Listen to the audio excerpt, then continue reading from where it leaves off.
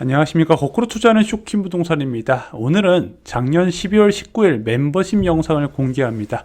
정말로 중요한 주제입니다. 바로 화폐 가치 하락과 부동산입니다. 10년 뒤 아파트 가격이 궁금하시죠? 어떻게 될지 오늘 영상을 보시면 이해가 쉽게 되실 겁니다. 멤버십 영상은요, 주 3회 멤버십 전용 영상이 올라가고요, 월 8,990원이 측정되어 있습니다. 멤버십 영상으로 다른 인생 만드시기 바랍니다.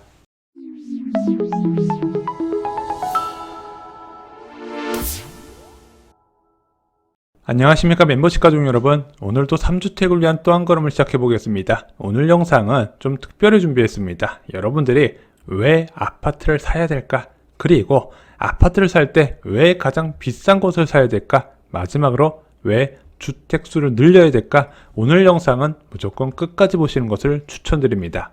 자, 부동산 하락 전문가들이 절대 하지 않는 이야기가 있습니다. 오늘은 그 아파트 가격의 비밀에 대해서 좀 이야기를 해보고자 합니다. 자, 아파트를 포함한 자산과 상품 가격은 어떻게 결정될까요? 가장 쉽게 생각할 수 있는 게 수요와 공급이죠. 사는 사람이 많으면 가격이 오르고 파는 사람이 많으면 떨어진다. 이게 일반적인 생각입니다. 자, 하지만 단순히 이것만으로 지난 40년간 강남 아파트가 84배 올랐던 거, 그리고 서울 아파트값이 36년간 연평균 6.7% 꾸준히 상승한 거, 수요 증가 하나로 과연 설명이 가능할까 이거죠. 서울 아파트의 수요와 공급을 한번 볼까요? 먼저 공급 측면 보면은 2000년 이후에 서울 아파트는 무려 100만 채나 공급이 됐습니다. 2000년 인저보다 훨씬 많은 양의 공급이 됐어요. 반면에 서울시 인구는 계속해서 감소 추세죠. 지금도 계속 줄어들고 있습니다. 아니, 공급은 늘어나고 수요는 줄어드는 것 같은데 왜 집값은 계속 오를까? 상품과 자산 가격을 결정하는 또 다른 요인이 있기 때문입니다. 바로 통화량이죠. 자, 먼저 통화는 무엇인지 볼게요. 먼저 통화는 법정 화폐와 그리고 쉽게 현금화할 수 있는 금융 자산을 의미합니다. 그럼 여기서 통화량은 무엇이냐? 한 국가의 경제 내에 있는 통화의 양이라고 보시면 돼요. 그래서 시중에 통화량이 늘어난다는 것은 쉽게 설명드리면 돈이 늘어났기 때문에 화폐 가치 하락을 의미합니다. 이것이 자산과 상품 가격에 중대한 영향을 줘요. 자, 화폐 가치 하락이 일어나는 이유는 무엇일까요? 한국은행의 물가 안정 목표제에서 찾을 수가 있습니다. 한국은행은 매년 2% 수준의 물가 상승률을 목표로 하고 있고 주요 국가 대부분이 비슷한 수준의 목표를 잡고 있습니다. 근데 왜 2%를 올려야 될까요? 자, 예를 들어 내년 물가가 그대로라고 생각해 보겠습니다. 사람은 내년에도 똑같은 물건 가격이면 굳이 소비를 앞당겨서 하지 않겠죠. 소비를 미루기 시작할 겁니다. 자, 소비를 단체로 미루기 시작하면 생산이 감소할 것이고, 당연히 생산이 줄어들다 보니까 투자도 감소할 것이고 고용도 줄어들 겁니다.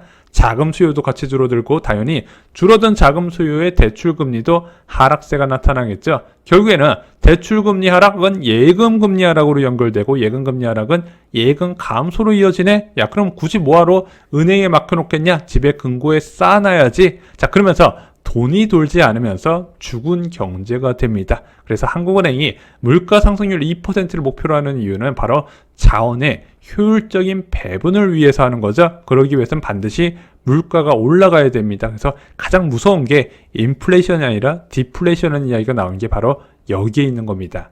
중앙은행은 어떻게 물가를 올릴까요?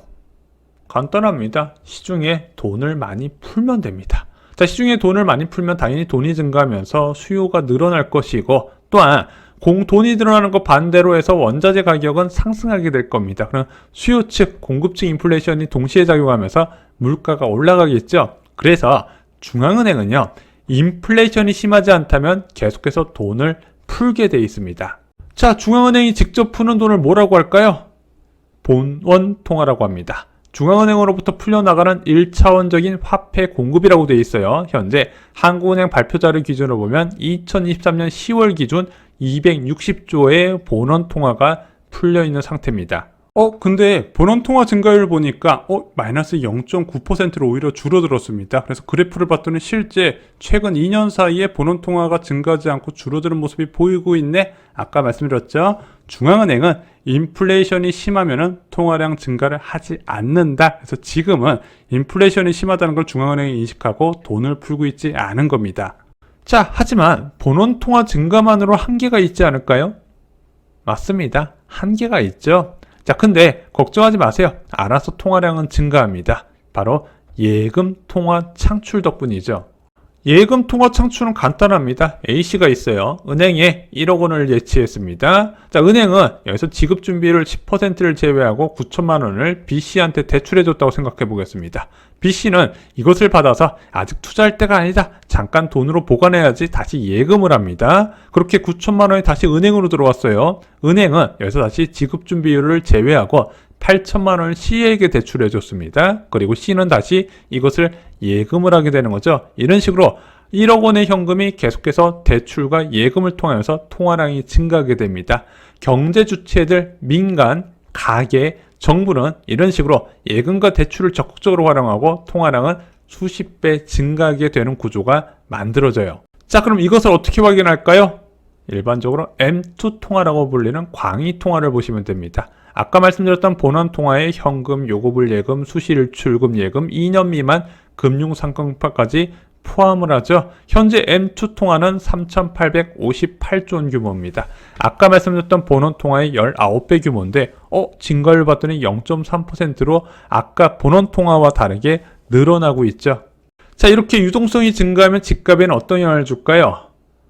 자산 가격과 유동성 간의 관계 분석이라는 보고서를 봤더니 유동성이 1% 증가할 경우에 주택 가격은 0.3% 상승한 것으로 나타납니다. 그래서 정책에 따른 대규모 공급 쇼크가 없다면 집값은 우상향할 수밖에 없는 거 바로 화폐 가치 하락에 따른 영향입니다. 그래서 서울과 서울 인접 지역은 대규모 공급이 제한되어 있다 보니까 장기적으로 우상향 구조가 쌓여 있는 거예요. 자, 지금까지 우리는 세 가지를 확인할 수 있었습니다. 첫 번째, 화폐 가치는 무조건적으로 하락해야 된다. 그것이 만약에 하락하지 않는다면 중앙은행이 수단 방법을 가리지 않으면서 돈을 풀어제낄 것이다. 두 번째, 경제는 부채 증가로 성장한다. 그래서 지금 많은 사람들이 한국은행이 가계부채 잡는다고 생각하면서 맨날 사상 최고치 가계부채다고 이야기를 하는데 이창용 총재가 그거 보면서 웃었어요. 가계부채가 안 늘어나면 그것은 죽은 경제나 다름없다. 증가율을 조정하겠다는 거지 부채는 계속 증가해야 된다는 것을 강조했습니다. 마지막으로 선호도 높은 자산은 장기적으로 보면 무조건 오를 수밖에 없다. 이것은 지난 건국 이래 계속 일어났던 일이고 앞으로도 100% 일어날 일입니다. 부자들이 부동산을 선호하는 이유 여기서 나옵니다. 화폐 가치 하락을 해지할 수 있는 수단으로 부동산이 최고라는 거죠. 그리고 자산 없이 열심히 저축한 사람이 계속 가난해지는 이유도 여기에 있습니다. 이자 소득세를 제외하면 심각한 마이너스 실질금리라는 거죠. 또한 금융자산으로 부자된 사람은 잘 못 봤는데 부동산으로 부자된 사람은 많은데 또 다른 이유가 뭘까요? 바로 대출을 활용한 레버리지 효과 때문에 그렇습니다. 자, 여러분들이 내 집 마련을 반드시 해야 되는 이유 이제 살펴보겠습니다. 소득은 시간이 지날수록 반드시 올라가는 구조죠. 화폐 가치 하락, 좀 쉽게 말씀드리면 물가 상승률에 따른 보전 차원에서 여러분들의 소득은 반드시 늘어나게 됩니다. 자, 그러면은 여러분들 소득만 늘어나겠습니까? 선호도 있는 지역의 주택 가격도 같이 올라가겠죠. 하급지, 중급지, 상급지. 근데 일반적으로 하급지보다 중급지, 중급지보다 상급지의 가격이 더 많이 올라가게 됩니다. 근데 여러분들이 어떻게 해서든 일단 내 집을 마련해야 되는 이유는 무엇이다? 일단 여러분들이 하나 사놓잖아요. 늘어나는 소득으로 쉽게 상환이 됩니다. 매수 당시엔 힘들어 죽어도 3년 뒤 어이구 할만한데 6년 뒤 껌이네 9년 뒤 와 너무 쉽다 이런 식으로 늘어나는 소득으로 쉽게 상환이 가능하네. 왜? 여러분들은 물가 상승률 플러스 경력이 쌓이면서 더 높은 수준의 임금 상승률을 기록하기 때문입니다. 반면에 대출금은 고정되기 때문이죠. 그래서 내 집 마련은 빠를수록 좋다는 거예요. 자, 내 집이 있어야 더 좋은 주거 환경으로 이동도 가능합니다. 내가 하급지 아파트 하나 사놨어요. 그리고 나서 6년 뒤에 대출금 많이 갖고 나서 이것을 매도한 다음에 더 좋은 주거 환경으로 이동을 합니다. 중급지 아파트를 매수했어요. 그리고 나서 똑같이 3년 뒤, 6년 뒤에 늘어난 소득으로 상환을 시작합니다.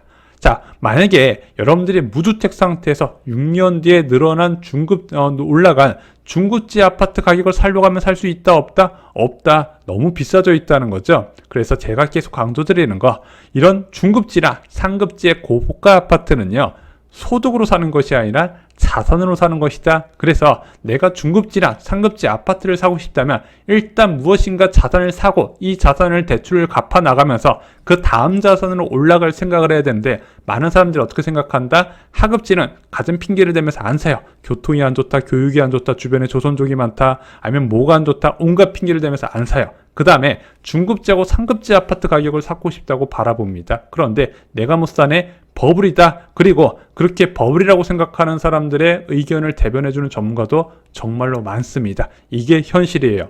그리고 집을 살 때 내가 살 수 있는 가장 좋은 집을 사야 하는 이유는 무엇일까요? 자, 원래는 내가 하급지를 사려고 그랬는데 좀 더 대출을 받아서 좋은 지역에 한번 사볼까? 어디? 중급지 아파트. 자, 이게 왜 좋을까요? 자, 9년 뒤에 봤더니 하급지 아파트 가격은 한 2억 정도 올라왔는데 중급지 아파트 가격은 한 3억 5천만 원 정도 올라와 있습니다. 왜냐면은 하급지 아파트 가격보다 중급지 아파트가 더 적어요. 하급지가 더 많겠죠. 더 넓은 범위의 아파트 가격이 하급지에 분포되어 있습니다. 중급지는 제한되어 있어요. 그럼 돈의 쏠림이 어디에 몰린다? 중급지에 몰린다는 거죠. 그리고 금리 인하 때 상승 순수가 어디서부터 나타난다? 고가부터 나타나더라. 그래서 중급지가 오르면 그때 하급지가 부각되면서 오르기 시작하더라. 근데 여기서 끝이 아니라, 자, 집값이 올라갈수록 교육, 교통 환경이 훨씬 좋아지게 됩니다. 또 하나, 불필요한 이사를 줄일 수 있다는 거죠. 그래서 진리예요. 내 집 마련할 때는 내가 마련할 수 있는 가장 좋은 집을 살 수 있다는 거, 이 과정에서 대출을 무서워하면 안 된다는 거. 여러분들의 과한 대출은요, 이미 DSR 규제로 다 제한이 돼 있어요. 살 수 있는 가장 좋은 집을 사시기 바랍니다. 자, 그리고 처역이 좋은 이유도 살펴보겠습니다. 얼마 전에 저희가 실수로 멤버십 영상을 오픈을 해봤더니 자, 온갖 욕이 다 달려 있더라고요. 자, 지금 시세와 똑같은 처역에 관심을 가져야 되는 이유는 간단합니다. 현재 시점에 처역에 당첨이 됩니다. 그리고 나서 3년 뒤에 입주를 해요. 자, 입주한 다음에 바로 팔 수 있나요? 세금이 비싸서 입주 2년 차에 팔게 됩니다. 자, 그런데 5년 후에 보면은요, 여러분들이 방금 말씀드린 대로 화폐 가치 하락에 따라서 무조건 분양가는 싸 보이게 되어 있습니다. 자, 분양가가 싸 보여요. 분양가 대비 5년 뒤에 시세를 평가해 봤더니 시세 차익이 막대합니다. 자, 근데 재밌는 게 있어요. 분양권을 매수하고 나서 3년 동안 입주까지는요, 중도금 대출로 레버리지를 극대화시킬 수 있고요. 입주 이후에 입주 2년차가 될 때까지는 전세금으로 레버리지를 활용할 수 있다는 거죠. 투자금 대비 압도적인 수익이 가능하다는 겁니다. 그래서 입지만 괜찮으면 분양시장, 주변 시세와 똑같은 분양은 관심 있게 보셔야 되는 거예요. 자, 쇼킹부동산 멤버십의 모토 3주택, 주택수를 늘려야 되는 이유도 설명을 드리겠습니다. 내가 하급지에 집을 샀는데 몇 년 지나니까 소득이 지나서 살만해졌어요. 한 채 과감하게 더 샀습니다. 그 다음에 9년 뒤에 이것을 동시에 처분한다고 생각해 볼게요. 그리고 나는 살기 좋은 중급지로 이사를 가고 싶다. 근데 한급지에서 중급지 올라갈 때 원래 막대한 대출을 껴야 되는데 그럴 필요가 없어졌습니다. 왜냐면은 이 두 채에서 막대한 시세 차익이 발생했기 때문에 중급지로 옮겨가는 게 간단해진 거죠. 이것이 여러분들이 주택수를 늘려야 되는 이유입니다. 자, 지금까지 말씀드린 거에서 물론 예외가 있습니다. 아파트가 지속적으로 상승하게 되면 사람들은 이런 생각을 하게 됩니다. 서울 아파트 불패 신화. 자, 아파트는 무조건 오른다, 비싸도 사야 된다는 인식 때문에 정상적인 경로를 벗어나서 급등을 보이게 됩니다.